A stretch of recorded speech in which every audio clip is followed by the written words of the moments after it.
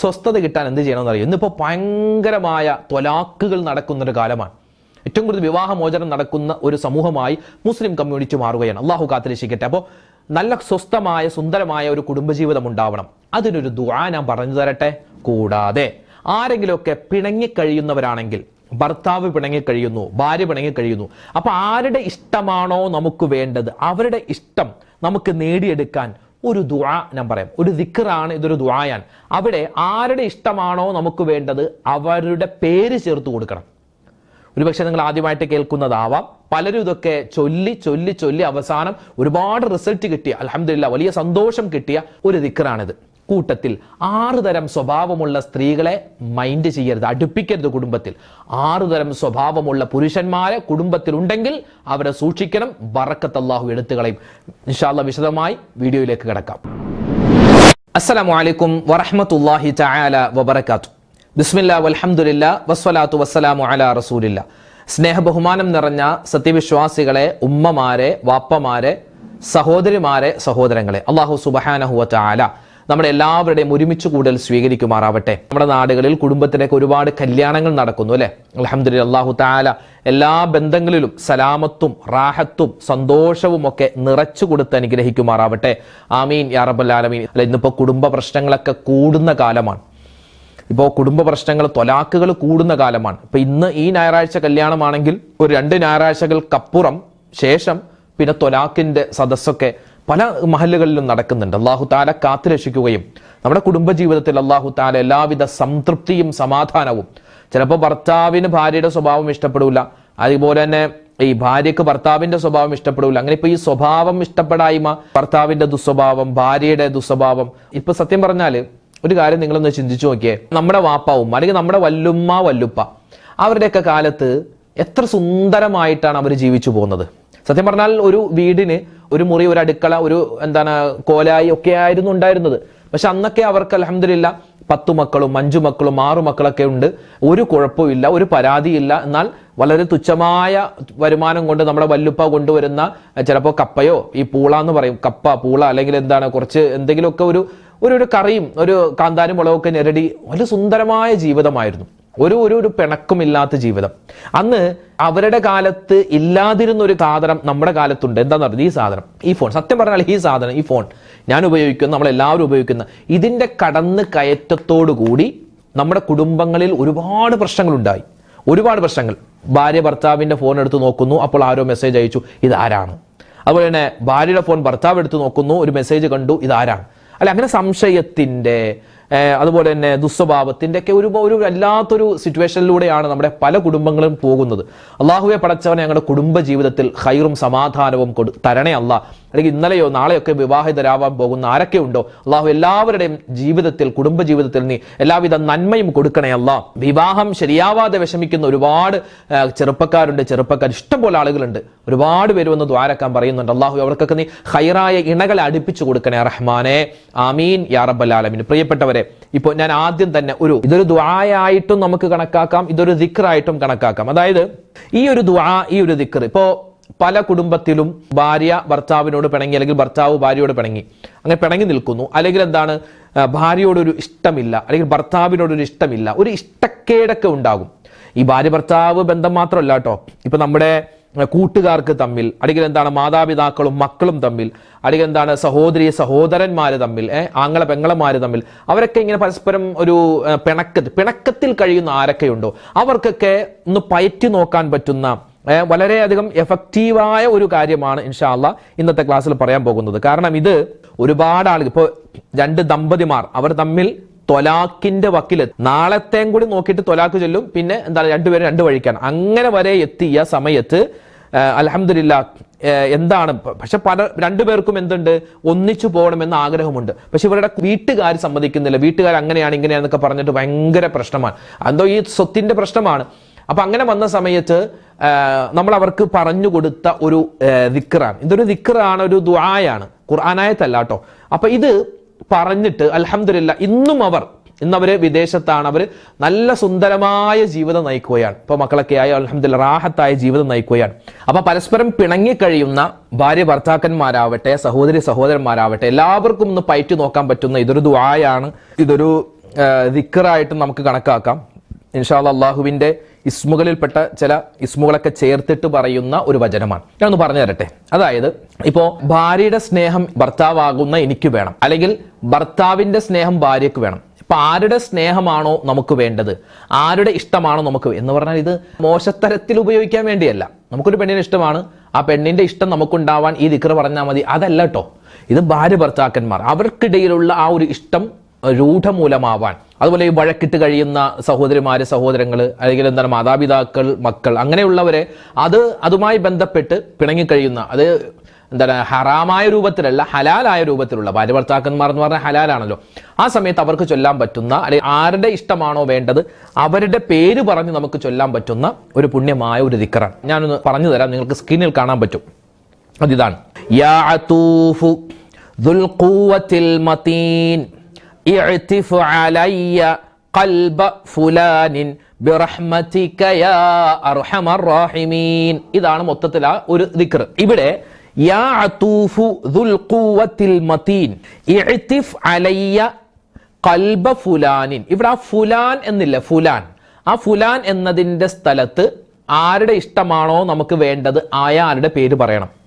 ഇപ്പോൾ ഉദാഹരണം പറഞ്ഞാൽ എൻ്റെ ഭാര്യയുടെ പേര് സമിയ എന്നാണ്. എൻ്റെ ഭാര്യയുടെ പേര് സമിയ എന്നാണ്. ഭാര്യ പറഞ്ഞ പേര് പ്രശ്നമില്ലല്ലോ. എൻ്റെ ഭാര്യയുടെ പേര് സമിയ എന്നാണ്. അപ്പൊ സമിയയുടെ ഇഷ്ടം എനിക്ക് വേണം. അപ്പൊ ഞാൻ എന്താ പറയേണ്ടത്? ഞാൻ ഈ ഒരു ദിക്ർ പറയുമ്പോൾ എങ്ങനെ പറയണം കേട്ടോ. യാ അതൂഫു ദുൽ ഖുവത്തിൽ മതീൻ ഇഅ്തിഫ് അലയ്യ ഖൽബ സമീയത്തിൻ ബിറഹ്മതിക യാ അർഹമർ റഹീമീൻ. കണ്ടോ, അവിടെ സമീയത്തിൻ, അല്ലെങ്കിൽ ഫാത്തിമ എന്നോ ആയിഷ എന്നോ, നമ്മുടെ ഭാര്യയുടെ പേര് റഹ്മത്ത് എന്നോ, അല്ലെങ്കിൽ എന്താണ് ഖദീജ എന്നോ, എന്താണോ പേര്, നമ്മുടെ ഭാര്യയുടെ പേര് അത് പറയാം. ഇനി ഭർത്താവിന്റെ സ്നേഹമാണ്. ഇപ്പൊ എന്റെ പേര് അർഷദ്, അപ്പൊ എന്റെ സ്നേഹം എന്റെ ഭാര്യക്ക് കിട്ടണം. അപ്പൊ ഭാര്യ ചൊല്ലുമ്പോ എങ്ങനെ ചൊല്ലണം? യാ അതൂഫു ദുൽ ഖുവത്തിൽ മതീൻ ഇഅ്തിഫ് അലയ്യ ഖൽബ അർഷദിൻ ബിറഹ്മതിക യാ അർഹമർ റഹീമീൻ. അപ്പൊ ആ ഫുലാൻ എന്ന സ്ഥലത്ത് ആരുടെ ഇഷ്ടമാണോ വേണ്ടത് അവരുടെ പേര് പറയുക എന്നാണ്. ഇത് ഒരുപാട് മഹാന്മാര് പറഞ്ഞു തന്നതാണ്. നമ്മുടെ ഉസ്താദുമാരൊക്കെ അവരൊക്കെ ഇങ്ങനെ വലിയ പ്രശ്നമുണ്ടാകുമ്പോൾ അവരോട്, ആ ദമ്പതിമാരോട് ചൊല്ലാൻ പറയുന്ന ഒരു ദിക്റാണ്. ഇതിപ്പോൾ ഖുർആനിലുണ്ടോ ഹദീസിലുണ്ടോ എന്ന് ചോദിച്ചാൽ എനിക്ക് ഖുർആനിലും ഹദീസിലും കാണിച്ചു തരാനില്ല. ഇത് മഹാന്മാരായ സൂഫിയാക്കളും മൗലിയാക്കളും അതുപോലെ തന്നെ മഹാന്മാരായ ഉസ്താദുമാർ അവരൊക്കെ ഒരു പ്രശ്നം പറഞ്ഞ്, സങ്കടം പറഞ്ഞ് അവരുടെ അടുക്കൽ ചെല്ലുന്ന, ഈ കുടുംബ പ്രശ്നമൊക്കെ ആയിട്ട് ചെല്ലുന്ന ആളുകൾക്ക് അവർ പറഞ്ഞു കൊടുക്കുന്ന ചില ഔറാദികളിൽപ്പെട്ട, അല്ലെങ്കിൽ എന്താണ് സ്ഥിരമായി ചൊല്ലാൻ പറ്റുന്ന ഒരു ദിക്റിൽപ്പെട്ട ഒന്നാണിത് കേട്ടോ. അപ്പൊ ഇത് എല്ലാ നമസ്കാരത്തിന് ശേഷവും, അപ്പൊ എന്താണ് മറ്റൊരു കണ്ടീഷനാണ് 5 വഖത്ത് നിസ്കരിക്കണം. എല്ലാ 5 വഖത്ത് നമസ്കാരത്തിന് ശേഷവും 11 പ്രാവശ്യം വീതം ഇത് ഓതണമെന്നാണ്. അപ്പൊ ഒന്നാമത്തെ ക്വാളിറ്റി വേണം, എന്ത്? നിസ്കാരം കൃത്യമാക്കണം. അത് ഭർത്താവട്ടെ ഭാര്യയാവട്ടെ, ഭർത്താവും ഭാര്യ നിസ്കാരം കൃത്യമാക്കണം. നിസ്കാരം കൃത്യമാക്കിയിട്ട് എല്ലാ നമസ്കാരത്തിന് ശേഷവും ഈ ഒരു ദിക്ർ ഇത് പറഞ്ഞിട്ട് നമ്മൾ എന്ത് ചെയ്യുക? ദ്വാരക്കുക. യാ അതൂഫു ദുൽ ഖുവത്തിൽ മതീൻ ഇഅ്തിഫ് അലയ്യ ഖൽബ, അവിടെ ആരുടെ പേരാണോ അത് ചേർക്കുക. ഖൽബ അർഷദ്, അല്ലെങ്കിൽ സമീയ, അല്ലെങ്കിൽ ശുക്കൂർ, സത്താർ, മജീദ്, പേര് പറയാ. എന്നിട്ട് ബിറഹ്മതിക യാ അർഹമർ റഹീമീൻ. കൂടാതെ ഒരു ദുആയുണ്ട് വിശുദ്ധ ഖുർആനിൽ, റബ്ബനാ ഹബ് ലനാ മിൻ അസ്വാജിനാ വദുർരിയാതിനാ ഖുർറത അഅ്യുനിൻ വജഅൽനാ ലിൽ മുത്തഖീന ഇമാമാ. ഈ ദുആ പഠിച്ചു വെക്കണം. അറിയില്ലാത്തവർ പഠിച്ചു വെക്കുക, അറിയുന്നവർ ഇത് ഒന്നുകൂടി ഉറപ്പിച്ചിട്ട് ഇതിങ്ങനെ ആവർത്തിച്ചു പറയാം. റബ്ബനാ ഹബ് ലനാ മിൻ അസ്വാജിനാ വദുർരിയാതിനാ ഖുർറത അഅ്യുനിൻ വജഅൽനാ ലിൽ മുത്തഖീന ഇമാമാ. ആ ഒരു ദുആ, അത് വിശുദ്ധമായ ഖുർആനിലെ ദുആയാണ്, ഒരു ആയത്താണ്. അതിങ്ങനെ പരമാവധി അധികരിപ്പിക്കണേ. 6 സ്വഭാവമുള്ള സ്ത്രീകൾ, 6 സ്വഭാവമുള്ള പുരുഷന്മാർ, ഇവർ നമ്മുടെ ജീവിതത്തിലേക്ക് വന്നാൽ കുടുംബത്തിൽ വലിയ പ്രശ്നമുണ്ടാകും, കുടുംബത്തിൽ വലിയ പ്രതിസന്ധി ഉണ്ടാകും. അതുകൊണ്ട് ഭർത്താവാകുന്ന ഞാൻ, എനിക്കുണ്ടായാൽ പ്രശ്നമാകുന്ന ഈ 6 സ്വഭാവം മാറ്റണം.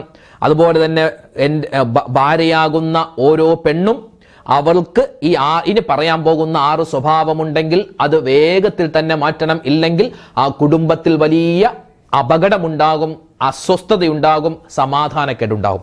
അള്ളാഹു കാത്തുരക്ഷിക്കട്ടെ. പുരുഷന്മാരെ, ഞാൻ ഉൾപ്പെടെയുള്ള പുരുഷന്മാരെ നമുക്കൊരിക്കലും ഉണ്ടാവാൻ പാടില്ല, പ്രത്യേകിച്ച് കുടുംബജീവിതത്തിൽ. എന്തൊക്കെ കേട്ടോ? ഒന്ന്, ഒരു പുരുഷൻ ഇബാദത്ത് ചെയ്യാൻ മടിക്കുന്നവനാണെങ്കിൽ നിസ്കരിക്കൂല, നോമ്പ് പിടിക്കൂല, ഖുർആൻ ഓതൂല, ആ പരിപാടിയില്ല. അങ്ങനെയുള്ള ഒരു മനുഷ്യനാണെങ്കിൽ ആ കുടുംബജീവിതത്തിൽ വലിയ പ്രശ്നങ്ങൾ ഉണ്ടാവാൻ സാധ്യതയുണ്ട്. അതുകൊണ്ടൊന്ന് സൂക്ഷിക്കണേ, നിസ്കാരം കൃത്യമാക്കണേ. രണ്ട്, കള്ളു കുടിക്കുന്ന പുരുഷനാണോ ഭർത്താവാണോ ആ കുടുംബത്തിൽ ഒരു തരത്തിലുള്ള ഖൈറും അള്ളാഹു കൊടുക്കൂല. ആരെങ്കിലും ആ പണി ചെയ്യുന്നുണ്ടെങ്കിൽ നിർത്തിക്കോ, ഇല്ലെങ്കിൽ കുടുംബം കുളം തോണ്ടും എന്നൊക്കെ പറയൂലേ, അങ്ങനെ വലിയ പ്രശ്നം ഉണ്ടാകും.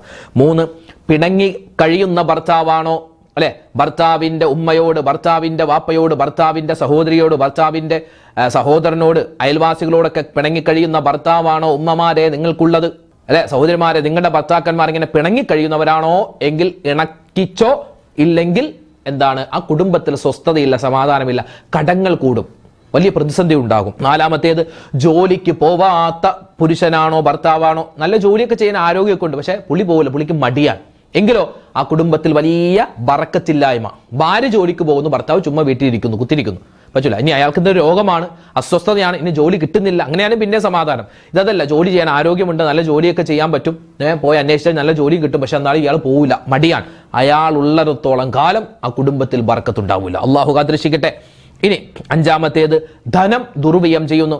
പൈസ ഉണ്ട്, അത് മൊത്തം അടിച്ച് കലക്കി, അല്ലെ, കുറെ ഫുഡും തിന്ന് അതും വാങ്ങിച്ച് ഇതും വാങ്ങിച്ച് ഒരു പൈസ കൃത്യമായി ചെലവഴിക്കാൻ അറിയില്ല, അമിതമായിട്ട് ചെലവഴിക്കുന്നു. അങ്ങനെയുള്ള പുരുഷന്മാരാണെങ്കിൽ അവരുള്ള ആ കുടുംബത്തിൽ വലിയ സമാധാനക്കേടുണ്ടാകും. ആറ്, ഭാര്യയെ ഉപദ്രവിക്കുന്ന ഭർത്താവാണോ നീ എന്ത് ചെയ്തിട്ടും കാര്യമില്ല.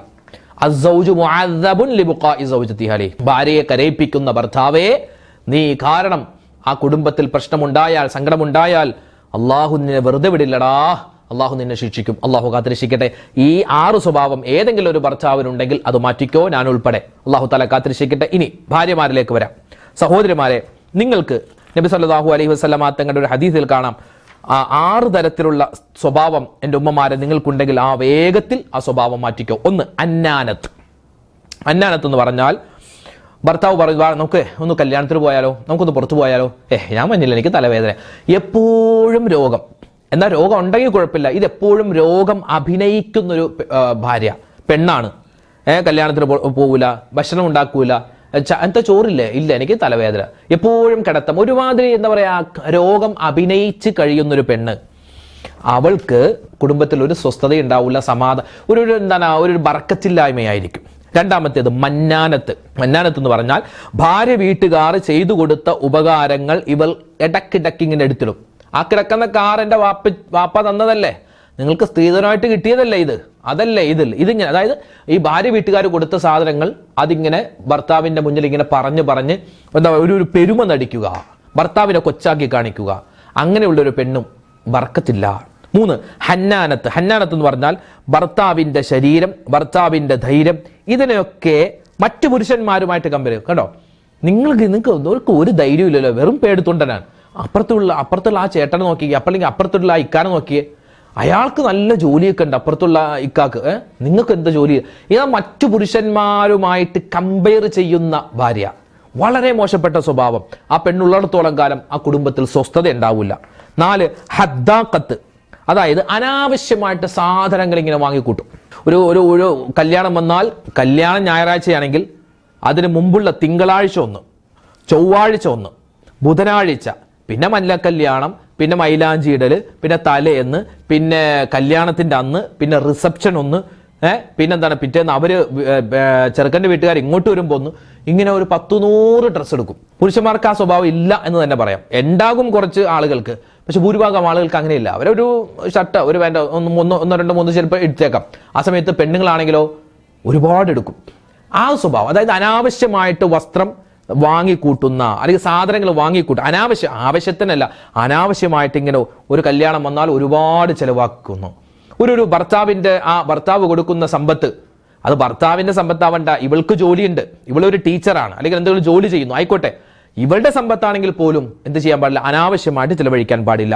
5, ബറാക്കത്ത്. ബറാക്കത്ത് എന്ന് പറഞ്ഞാൽ എപ്പോഴും ലിപ്സ്റ്റിക്ക്, കണ്ണൊക്കെ എഴുതി എപ്പോഴും സുന്ദരിക്കുട്ടിയായിട്ടിരിക്കുന്നു, അത് വേണ്ട. അതായത് പുറത്തേക്ക് ഇറങ്ങുമ്പോൾ ഭയങ്കര രസത്തിൽ ഭയങ്കര ഒരുങ്ങിയൊക്കെ പോകും. എന്നാൽ വീട്ടിൽ ഭർത്താവ് ഉള്ളപ്പോൾ വെറുതെ അയാളെ ചൊടിപ്പിക്കാൻ വേണ്ടി ഒരു തരത്തിലുള്ള സൗന്ദര്യവും ആകൂല. അങ്ങനെ ഉണ്ടല്ലോ. അതായത് എപ്പോഴും ഒരുങ്ങും എന്ന് പറഞ്ഞാൽ ഒരു പെണ്ണ് എപ്പോഴും എന്താ ചെയ്യേണ്ടത്? നല്ല വസ്ത്രം ധരിച്ച് നല്ല ഒരു രൂപത്തിനാണ്. പെണ്ണും അതെ, ശരി, ആണും അതെ, ആണും വേണം പെണ്ണും അത് അങ്ങനെ വേണം. എന്നാൽ ഈ ഭർത്താവിന്റെ മുന്നിൽ അണിഞ്ഞൊരുങ്ങൂല, പുറത്തു പോകുമ്പോൾ ഭയങ്കര അണിഞ്ഞൊരുങ്ങലാണ്. അങ്ങനെ ഉള്ള ഒരു പെണ്ണ് അതിലും ബർക്കത്തില്ലെന്നാണ്. ഏറ്റവും നല്ല നബിതങ്ങൾ സല്ലല്ലാഹു അലൈഹി വസല്ലം തങ്ങൾ പറഞ്ഞല്ലോ അല്ലെ, ഭർത്താവിന്റെ മുന്നിലാണ് അണിഞ്ഞൊരുങ്ങേണ്ടത്. അതുപോലെ തന്നെ പുരുഷൻ ഇവൻ പുറത്തു പോകുമ്പോൾ ഭയങ്കര സ്പ്രേ അത്രക്ക് അടിച്ചു പോകും. എന്നാൽ ഭാര്യയുമായിട്ട് രാത്രി കിടക്കാൻ വേണ്ടി പോയാലോ, റൂമിൽ പോയാലോ ഈ കുളിക്കൂല്ല, പല്ലിയാക്കൂല്ലാതെ പോകുന്ന അങ്ങനെയുള്ള പുരുഷന്മാരും പാടില്ല. 6 ഷദ്ദാഖത്ത് എന്ന് പറഞ്ഞാൽ വളവളവളാന്നിങ്ങനെ സംസാരിച്ചു കൊണ്ടിരിക്കുന്ന പെണ്ണ്. അനാവശ്യമായിട്ട് മറ്റുള്ളവരുടെ കുറ്റം, കുറവ്, കുശുമ്പ്, തെറിവാക്ക്, ശാപവാക്ക് ഇതിങ്ങനെ പറഞ്ഞുകൊണ്ടിരിക്കുന്ന പെണ്ണ്. ഈ 6 സ്വഭാവമുള്ള പെണ്ണിലും ബറക്കത്തില്ല. നേരത്തെ പറഞ്ഞ 6 സ്വഭാവമുള്ള പുരുഷനിലും ബറക്കത്തില്ല. അള്ളാഹു കാത്തുരക്ഷിക്കട്ടെ. അപ്പോൾ കുടുംബജീവിതത്തിൽ സ്വസ്ഥതയും സമാധാനം ഉണ്ടാവാൻ എന്തൊക്കെ ചെയ്യണം? ഒരു ദുആ നമ്മൾ പറഞ്ഞു, അതുപോലെ തന്നെ ഒരു ദിക്ർ നമ്മൾ ഇന്നത്തെ ക്ലാസ്സിൽ പഠിച്ചു. പിന്നെ 6 തരത്തിലുള്ള സ്വഭാവമുള്ള ആളുകളെ നമ്മൾ പരിചയപ്പെട്ടു. അള്ളാഹു സുബ്ഹാനഹു വ തആല ഇതൊക്കെ ഒന്ന് ശ്രദ്ധിക്കാൻ നമുക്ക് തൗഫീഖ് തരട്ടെ. കുടുംബജീവിതത്തിൽ സ്വസ്ഥതയും സമാധാനവും അള്ളാഹു തആല നിലനിർത്തി തരട്ടെ. അപ്പൊ ഈ ഒരു ദിക്ർ മറന്നു പോകണ്ട. ഇങ്ങനെ ആരെങ്കിലുമൊക്കെ പ്രശ്നമായിട്ട് നിൽപ്പുണ്ടെങ്കിൽ അവർക്കൊക്കെ പറഞ്ഞു കൊടുക്കുക. അപ്പൊ ഫുലാൻ എന്ന സ്ഥലത്ത് എന്ത് ചെയ്യുക? ആരുടെ ഇഷ്ടമാണോ കിട്ടേണ്ടത് അവരുടെ പേര് ചേർക്കുക കേട്ടോ. അപ്പൊ ഇൻഷാ അല്ലാഹ് അല്ലാഹു തആല ഖൈറിലാക്കട്ടെ. നമ്മുടെ എല്ലാവരുടെയും ജീവിതത്തിൽ അല്ലാഹു തആല സ്വസ്ഥതയും സമാധാനവും തരട്ടെ. നമ്മുടെ കടങ്ങൾ മാറ്റി തരട്ടെ. രോഗങ്ങൾക്ക് ശിഫാ തരട്ടെ. ആരൊക്കെ ദുആ ചെയ്യാൻ പറഞ്ഞു അല്ലാഹു തആല എല്ലാവരുടെയും ഹലാലായ മുറാദുകൾ ഹാസിലാക്കട്ടെ. ആമീൻ. ഇൻഷാ അല്ലാഹ് നാളെ മറ്റൊരു വീഡിയോ ആയിട്ട് കാണാം. അതുവരേക്കും അസ്സലാമു അലൈക്കും വറഹ്മത്തുള്ളാഹി തആല വബറകാതുഹു.